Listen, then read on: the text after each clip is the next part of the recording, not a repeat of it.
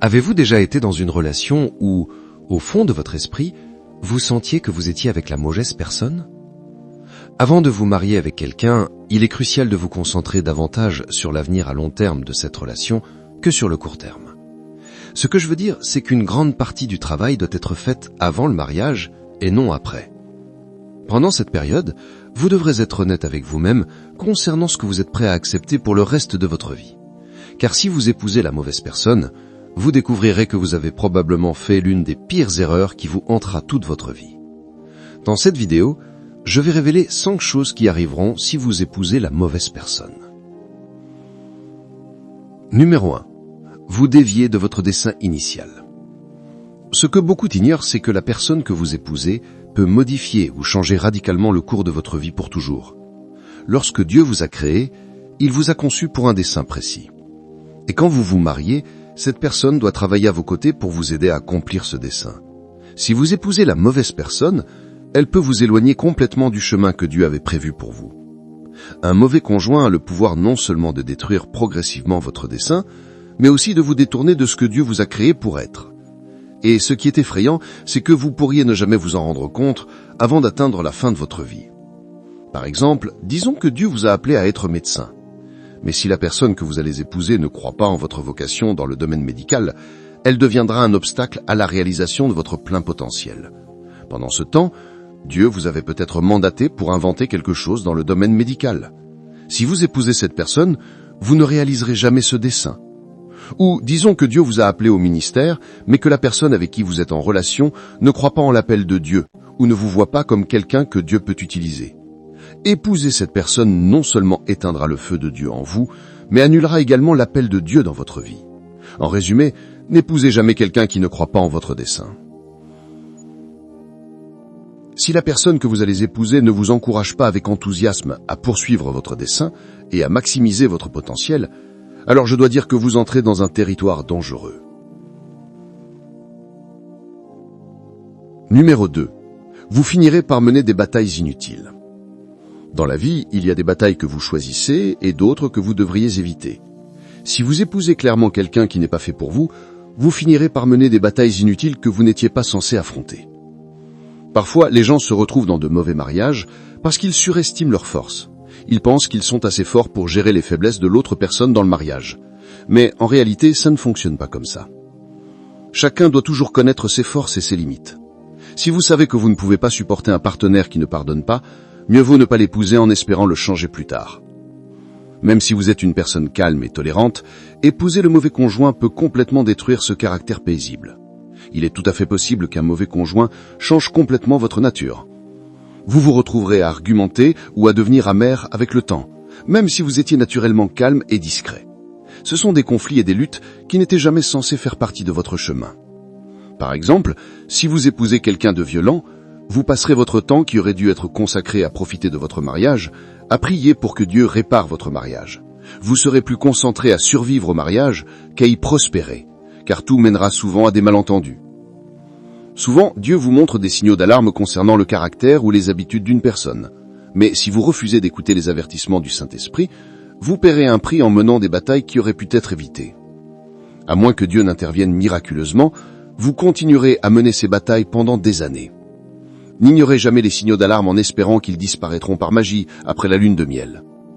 Évitez de surexpliciter les choses en disant « Dieu le changera ». Il utilise souvent les signaux d'alarme pour vous protéger des épreuves inutiles. Si votre esprit est troublé à l'idée de vous marier avec quelqu'un, écoutez-le. Mieux vaut y mettre fin maintenant que vous engager pour découvrir que vous avez épousé quelqu'un qui a détruit votre âme. Numéro 3. Vous deviendrez plus vulnérable aux attaques spirituelles. Laissez-moi expliquer. Quand vous épousez une personne, vous épousez aussi l'esprit qui se trouve derrière elle. L'une des façons dont l'ennemi gagne du terrain dans votre vie est à travers vos relations les plus proches.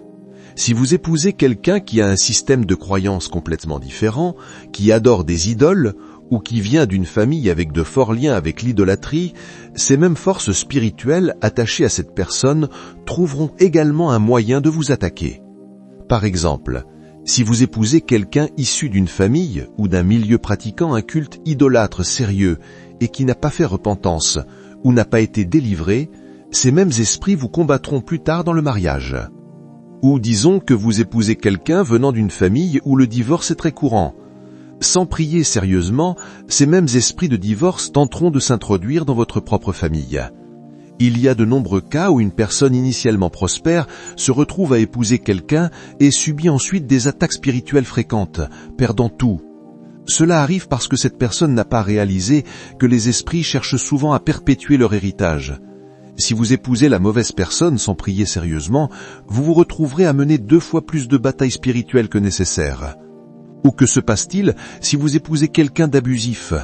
Non seulement vous êtes en danger physique, mais vous serez tourmenté par des esprits de peur, de dépression ou de sentiments d'inutilité envoyés par l'ennemi. Vous vous êtes volontairement exposé à ces attaques parce que vous avez ignoré les signaux d'alarme de Dieu concernant le caractère de cette personne. 2 Corinthiens 6,14 dit « Ne vous mettez pas sous un joug étranger avec les incrédules. Car qu'y a-t-il de commun entre la justice et l'iniquité ? Ou quelle association y a-t-il entre la lumière et les ténèbres ? Il y a une protection spirituelle qui vient avec le fait d'épouser un vrai croyant qui se tiendra dans la foi avec vous contre les attaques de l'ennemi. Leur prière vous couvre. Ensemble, vous pouvez repousser le diable lorsqu'il murmure des mensonges pour détruire votre vie ou votre mariage. Vous avez des témoignages de la bonté de Dieu à méditer ensemble lorsque vous faites face à des épreuves. Mais si vous vous liez volontairement à quelqu'un qui refuse de prier avec vous, résiste à votre foi, ou même vous encourage vers le péché, vous vous rendez extrêmement vulnérable à des attaques spirituelles inutiles. N'ignorez pas ce signal d'alarme vital. Il y a de la sécurité dans un mariage centré sur Christ. Numéro 4. Épouser la mauvaise personne entraîne une perte de faveur sur votre vie. Proverbe 18-22 dit « Celui qui trouve une femme trouve le bonheur. C'est une grâce qu'il obtient de l'Éternel. » Cela montre que le mariage peut libérer une faveur surnaturelle. Épouser la bonne personne entraîne des bénédictions et de la faveur. Mais choisir la mauvaise conduit exactement à l'opposé. Par exemple, si vous épousez quelqu'un d'irresponsable avec l'argent, vous pourriez lutter financièrement en tant que couple pour le reste de votre vie. Vous perdez la faveur dans ce domaine que Dieu désirait pour vous. Ou si vous épousez quelqu'un qui résiste à votre appel pastoral, vous pourriez ne jamais finir dans un ministère à plein temps comme Dieu le désirait. Au lieu de libérer la faveur vers votre destinée, la mauvaise personne l'empêche. Rien de tout cela n'est la volonté parfaite de Dieu. Donc, si votre esprit ressent une hésitation concernant une décision relationnelle, soyez très attentif. Dieu est jaloux de votre destinée et veut vous guider vers la bonne personne au bon moment. Ne forcez pas une porte qu'il n'a jamais voulu ouvrir. Ayez la patience pour le meilleur et le plus haut de Dieu. La faveur en vaudra l'attente. Numéro 5. Épouser la mauvaise personne entraîne une perte de votre identité en Christ.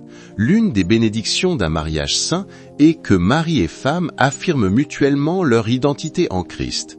Ils s'encouragent mutuellement à grandir dans tout ce que Dieu les a créés pour être. Mais épouser quelqu'un qui ne connaît pas le Seigneur ou sa propre identité en lui vous fera perdre de vue qui Dieu vous a créé pour être. Le bon conjoint honorera ce que Dieu a fait de vous. Il affirmera vos dons et vous encouragera à briller. Il priera contre les mensonges de l'ennemi qui tente de déformer la façon dont vous vous voyez, souvent pour toute une vie, si vous ne vous libellez pas. Laisser partir une mauvaise relation est difficile, mais rompre un engagement de mariage avec la mauvaise personne est bien plus dur.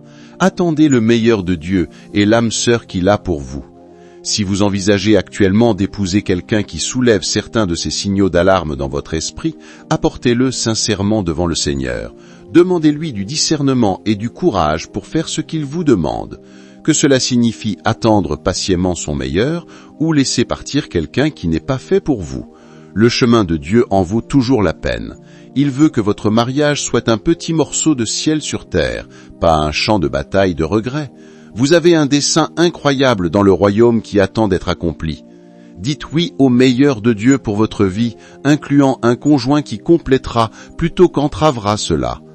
Il vous aime tellement qu'il vous montre des signaux d'alarme, car sa volonté parfaite pour vous n'est rien de moins qu'une faveur surnaturelle, des bénédictions et une intimité. Confiez-lui votre chemin. Abandonnez vos relations à lui et laissez-le vous guider vers un heureux pour toujours conçu juste pour vous. Merci d'avoir regardé. Veuillez vous abonner à notre chaîne pour recevoir plus d'encouragement vers le meilleur de Dieu pour vos relations et votre dessein de vie.